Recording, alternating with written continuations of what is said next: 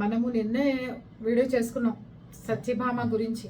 పేరు చెప్పి first time ఎవరి గురించి అయినా నేను వీడియో చేయటం. ఎందుకు అంటే ఆవిడ పేరు బృంద కూడాట అందరూ చెప్తున్నారు.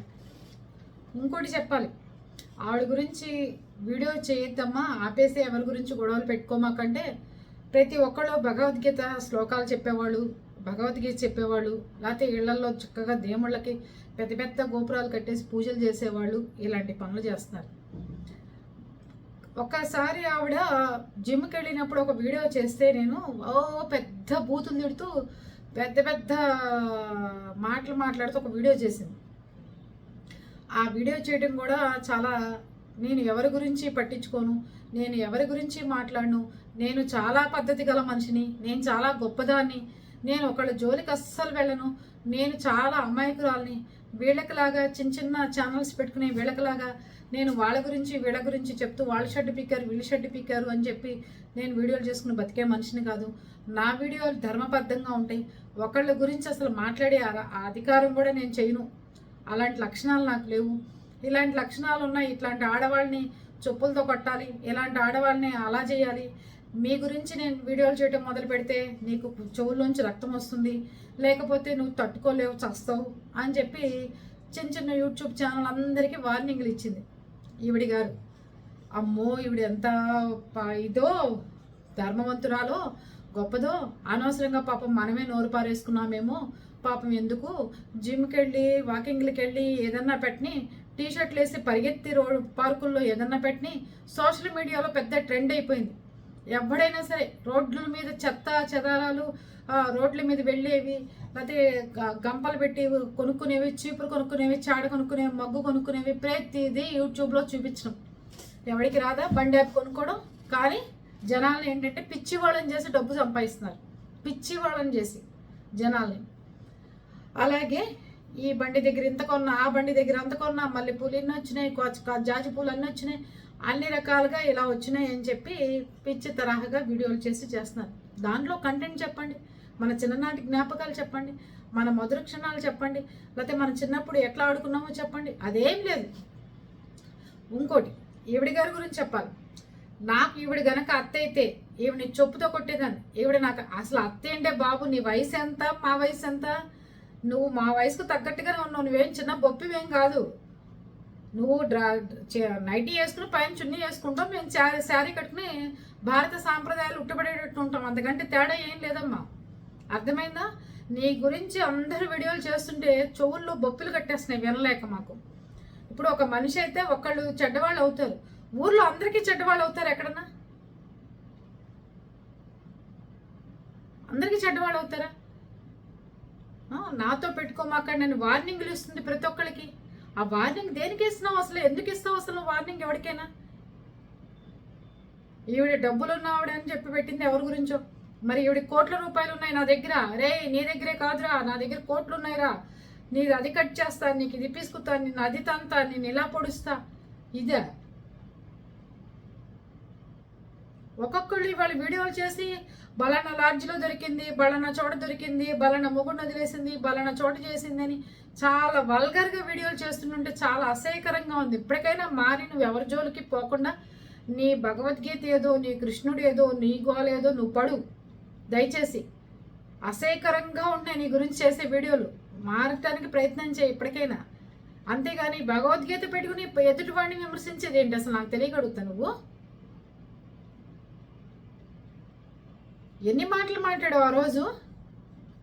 అందుకే ఎవడి ఇది ఎక్కడికి పోదు, రిటర్న్ వస్తుంది అంటారు. ఆ మాటలు అన్నదానికి 2 నెలలు తిరగకుండా 100 వీడియోలు రోజు నీ గురించి. అది పరిస్థితి.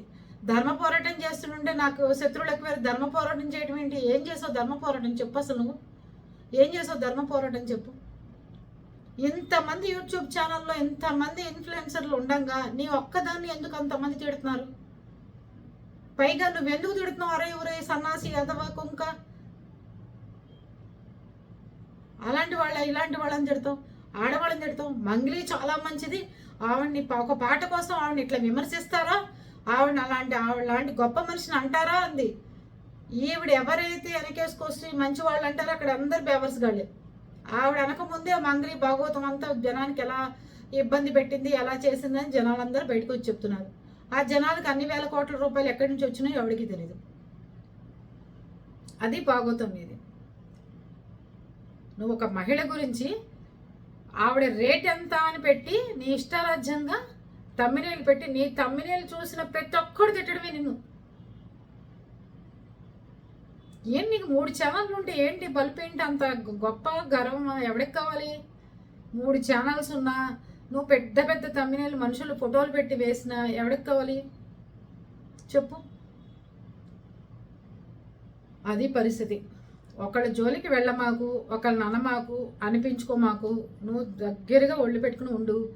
వాళ్ళంతా వీళ్ళని పొడుస్తా, వాళ్ళని చెప్పుతో కొడతా, వీళ్ళని అట్లా కొడతా, వాళ్ళ గురించి వీడియో చేశానంటే నీ గురించి వదిలేసా, నీ గురించి వీడియో చేయడం మొదలు పెట్టానంటే ఇక నేను ఆపను.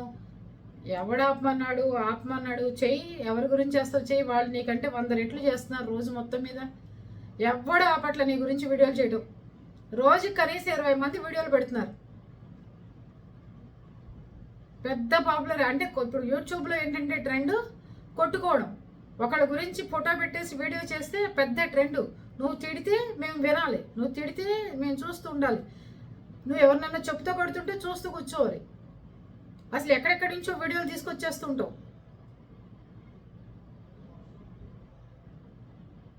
ఏంటి ఇదంతా అసలు నాకు తెలియగడుగుతా.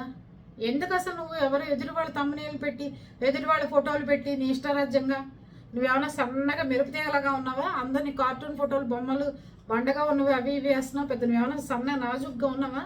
ఎప్పుడు నా అద్దంలో మొహం చూసుకున్నావా? అందరివి ముడతలు పడ్డ మొహాలు అంటున్నావు కదా, నీ మొహం ఎప్పుడన్నా అద్దంలో చూసుకున్నావా? నువ్వు కనిపిస్తావు అప్పుడప్పుడు. మీ పల్లెటూరు వెళ్ళినప్పుడు నువ్వు కనిపిస్తావు కదా, నీ మొహం ఎలా ఉంటుందో చూపిస్తావు కదా జనానికి. అప్పుడు గుర్తుపడడానికి టైం పడుతుంది. నువ్వు ఆడ మగ కాదా ఏంటి అసలు గుర్తుపట్టాలంటే, అసలు అబ్బాయా ప్యాంట్ షర్ట్ వేసుకుంటే అమ్మాయా ఏంటా అని గుర్తుపట్టాక టైం పడుతుంది. అందుకని అనవసరంగా ఒకళ్ళ జోలికి రావద్దు, ఒకళ్ళని అనద్దు. అంటే మాత్రం అంటారు. అది గుర్తుపెట్టుకో, అది గుర్తుపెట్టుకుని ప్రవర్తించు. వీడియోలు చేసే ముందు ఎదుటి వాళ్ళు ఏంటి, వాళ్ళ ఇదేంటి, మనం ఎందుకు వాళ్ళ జోలికి వెళ్ళాలి, అనవసరంగా వెళ్ళొద్దు అని చెప్పి చెయ్యి.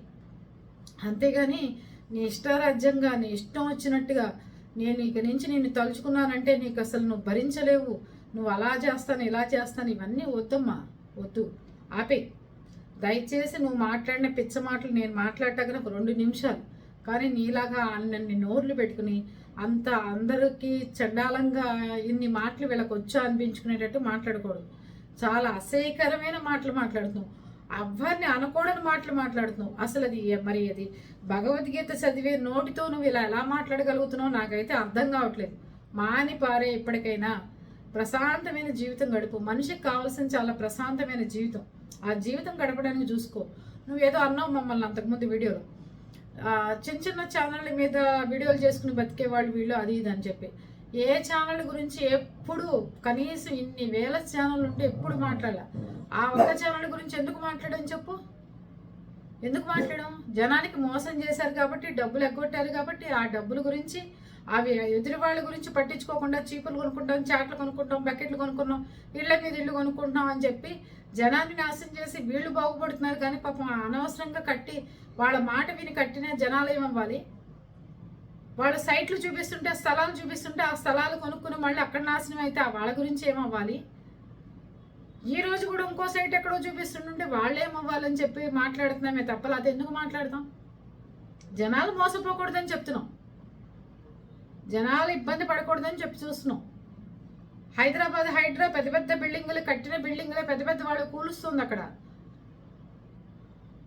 అంతేగాని మీలాంటి వాళ్ళు వచ్చి అడ్వర్టైజ్మెంట్ ఇచ్చి ఇక్కడ ఈ స్థలం కొనుక్కో, అక్కడ సబ్బు కొనుక్కో, ఇక్కడ ఈ క్రీమ్ కొనుక్కో, ఈ కంటెలు కొనుక్కో, లేకపోతే అవి కొనుక్కో,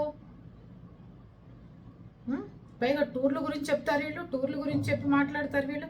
నేను అసలు ఏ వీడియోల గురించి మాట్లాడను, ఎవరి గురించి మాట్లాడను. నేను ధర్మ పోరాటం చేసే మనిషిని. మరి చెయ్యి, ధర్మ పోరాటం మానేసి చెయ్యమ్మా. మాలాంటి చిన్న ఛానల్స్ మీద ఎందుకమ్మా నీకు పట్టం? దయచేసి నీ చూపు పడకుండా ఉంటేనే మంచిది. మాలాంటి చిన్న ఛానల్స్ అలా వెళ్తూ ఉంటాయి.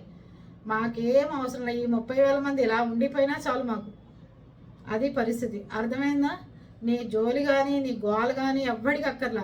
సాటి ఆడవాళ్ళంగా నేను తిడుతుంటే మాలాంటి చీరలు కట్టుకున్న వాళ్ళందరూ నోర్లు మూసి కూర్చోండి, మాట్లాడే అర్హత లేదని నువ్వు ఎన్ని వీడియోలు చేసినా ఎందుకు కల్పించుకుంటున్నావు అంటే, సాటి యూట్యూబర్లు సాటి ఆడవాళ్ళం నిన్ను అలా తిట్టిపోస్తుంటే ఎందుకు తిట్టించుకుంటావు వాళ్ళ చేత అనవసరంగా, ఎందుకు మాటలు పడతావు, జాగ్రత్తగా ఉండు, ఎందుకు మాటలు అనిపించుకుంటావు అని చెప్పి నేను మార్చాలని ప్రయత్నం తప్ప లేకపోతే అవసరమే లేదు. అర్థమైందా? మాకు నీకులాగా తిట్టించుకుని వ్యూస్, మాకు డబ్బులు వద్దు, వ్యూస్ వద్దు, మాకు మేంగా ఉన్నా చాలు. ఇలాంటి వ్యూస్లు డబ్బులు కూడా మాకు అక్కర్లేదు. అర్థమైందా?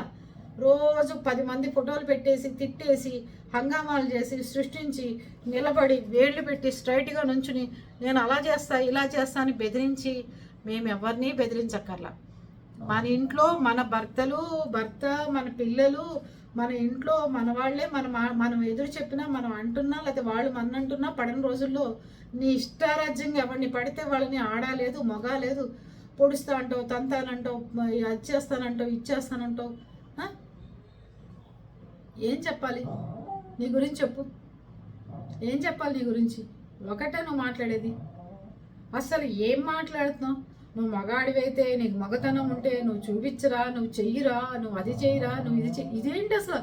పరువు పోయే విషయాలు, పరువు పోయే మాటలు. ఆడవాళ్ళు ఎవ్వరు మాట్లాడిన మాటలు ఎంత అసహ్యకరంగా మాట్లాడుతున్నావు అంటే అంత అసహ్యకరంగా మాట్లాడుతున్నావు. ఈ రోజు మాటలు మాట్లాడటం కూడా తప్పు. మా ఇంట్లో నువ్వు ఏదో ఒక వీడియోలో ఏదో చెప్పవు ఆడవాళ్ళ గురించి, మీ ఇంట్లో వాళ్ళు ఎవరేమన్నారు అనుకుంటే ఇట్లాంటి ఆడవాళ్ళు ఇలా మాట్లాడుతున్నారు చేస్తున్నారని ముందు అది నీ ఇంట్లో నిజంగా వాళ్ళు ఉంటే కనుక నేను ఇలా మాట్లాడుతుంటే రోజు అంటున్నారో అంటలేదో చూసుకో, అది అర్థమవుతుంది. అప్పుడు అర్థమైందా?